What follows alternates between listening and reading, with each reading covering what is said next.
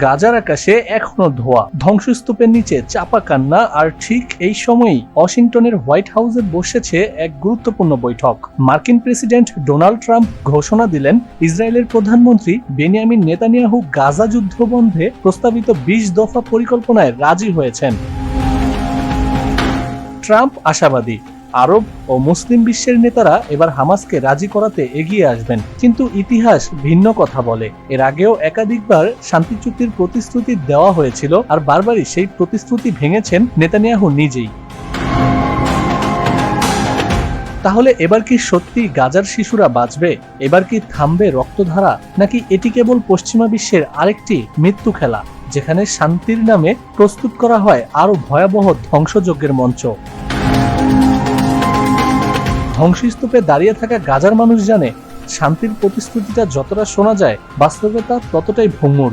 আর তাই আজকের এই ঘোষণা কেবল একটাই প্রশ্ন রেখে যায়, এটি কি সত্যিকারের শান্তির শুরু, নাকি মৃত্যুর আরেক পর্বের সূচনা?